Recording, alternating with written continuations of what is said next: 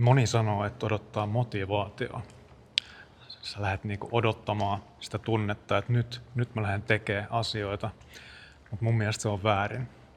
Eli sen sijaan, että sä odottaisit sitä oikeat hetkeä ja sä odotat, että sä pääset tekemään sitä, mitä sä haluat, niin se kurinalaisuus on se juttu, mitä sun pitää lähteä tavoittelemaan.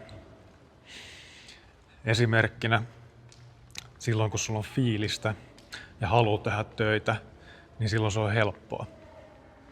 Esimerkiksi se on helppoa mennä salille silloin, kun sulla on sitä motivaatiota. Mutta sen sijaan koeta rakentaa rutiineja ja sitä kautta, kun sulla tulee myös huonoja päiviä, niiden huonojen päivien aikana sä sit pystyt paremmin päästä lähemmäs sun tavoitteet. Eli se kurinalaisuus auttaa sua siinä, että silloin kun sä oot menossa huonolle polulle, niin sit sä pääset takas sille oikealle polulle. Okei. Eli sä et halua lähteä odottaa sitä oikeat aikaa. Eli se on se virhe, mitä moni tekee. Että odottaa vaikka seuraavaa maanantaita, seuraavaa kuuta, ensi vuotta. Mutta sen sijaan älä odota sitä oikeat hetkeä. Eli sitä oikeat hetkeä ei välttämättä tule. Voi olla, että sulla menee niin monta vuotta ennen, kun sä lähdet sit oikeasti rakentamaan sitä juttua. Elikkä tee se päätös, että sä lähdet tekemään nyt sitä sun juttua. Lähdet parantaa ittees.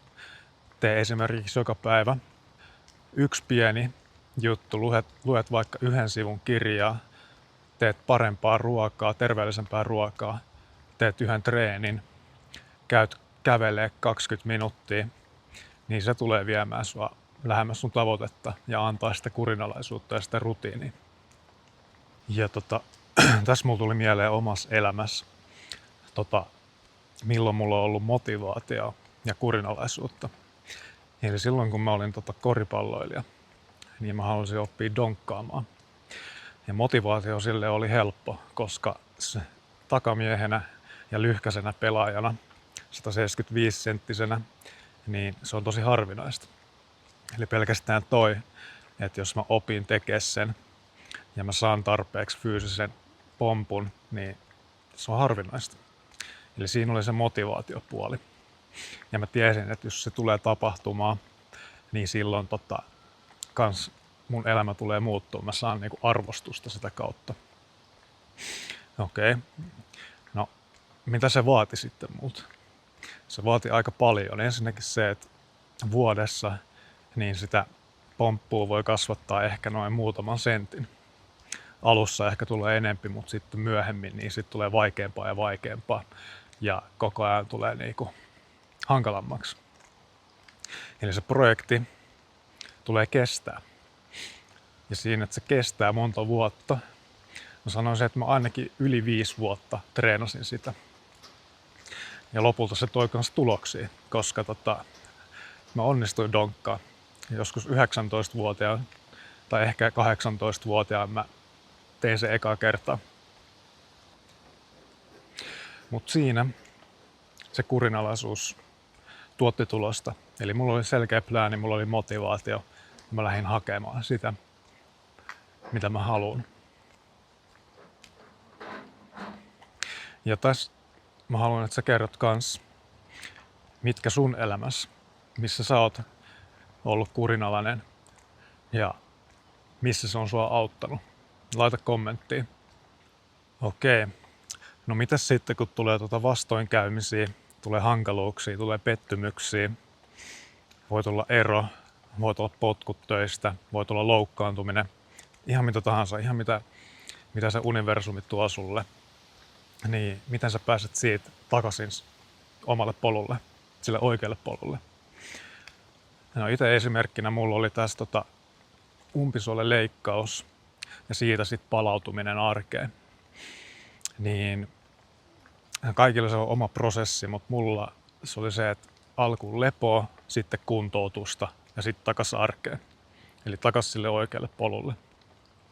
Se voi olla monille tosi vaikeaa ja se oli mullekin tosi vaikeaa. Mutta muistakaa se, että vaikeat ajat, niin ne kans kehittää sua eteenpäin. Eli susta tulee koko ajan vahvempi ihminen silloin, kun sulla tulee noita vastoinkäymisiä elämässä. Esimerkkinä kans taas salitreenaaminen. Eli sä vähän niinku kidutat sun lihaksia siellä salilla. Ja sit niistä tulee vahvempia. Niistä tulee kestävämpiä, ne jaksaa paremmin. Susta tulee voimakkaampi. Mutta sama asia sen mentaalipuolen kanssa. Eli silloin kun sulla tulee vastoinkäymisiä ja erilaisia haasteita elämään, niin silloin susta tulee paljon vahvempi, mutta sit se on tosi vaikeet se mentaalipuoli, koska ei pidä sit lannistua. Sun pitää koittaa taas päästä sinne sille omalle polulle. Ja yksi asia, mitä sun kannattaa tehdä, on se, että sä voit käyttää vaikka Notes-appia puhelimessa tai sitten ihan fyysisellä paperilla kirjoittaa. Eli ota kynä ja paperi ja laita sinne sun viikkorutiinit. Eli kirjoitat kaikki viikkopäivät, kellonajat ja sitten sit laitat ne sun tavoitteet sinne. Eli esimerkiksi maanantain kello 8 aamulenkki. Eli sitä rataa. Ja aina kun sulla tulee joku vastoinkäyminen, niin sitten tuossa lähtee juna just. Niin sitten sulla on se sun työkalu, sulla on se sun suunnitelma. Ja sit se on helppo taas hypätä oikealle polulle. Puhutaan vielä miten ihmiset sun ympärillä, sun työympäristö ja vaikka koulu, niin miten ne voi vaikuttaa tuohon sun kurinalaisuuteen. Esimerkkinä se ryhmäpaine. Eli meillä on Suomessa hyvin tämmönen dokauskulttuuri. Eli aina viikonloppuisen sit lähdetään ryyppäämään kavereiden kanssa. Ja siellä jos sä oot se henkilö, jos sulla on joku tavoite, että sä et halua juoda sitä alkoholia, niin sit se helposti kaikki varmasti tunnistaa sen, että tulee sit niitä kommentteja, että ota nyt yksi, että ei yksi haittaa, että miksi et sä nyt juo. Niin tää on sit semmonen, että sun pitää kiinni sun omista rajoista. Eli tässä helposti moni menee sille väärälle polulle ja sitten tulee hankaluuksia myöhemmin. Tai sitten jos sä oot haluat pudottaa painoa ja sit meet vaikka perheen kanssa syömään tai jonnekin synttäreille ja sit siellä on kakkua ja kaikki makeiset karkit ja muut sipsit niin tarjolla. Ja sitten on silleen, että no niin, ota nyt tästä näin, että kyllä sä voit ottaa yhden. Niin toikin on silloin, että sun pitää uskaltaa sanoa ei. Että se on kumminkin sun elämä. Ja jos sä elät sitä silleen, miten muut haluu, niin sit se on tosi hankalaa, tosi vaikeeta. Eli koita suojella ja pitää kiinni niistä sun omista rajoista. Niin sitten se kurinalaisuus, se tulee paranee ja myöhemmin kanssa niin tulee olla paljon helpompaa. Okei, no missä mä itse on sitten epäonnistunut? Mitkä on semmoset jutut, missä mä oon huomannut, että tässä olisi tarvinnut sitten enempi kurinalaisuutta. Mä sanoisin, että enempi se odottaminen, kärsivällisyys, niin se on ollut mun oma haaste. Ja myöskin se aloittaminen. Että sä oot valmis aloittaa, että sä et jää odottamaan sitä oikeat hetkeä.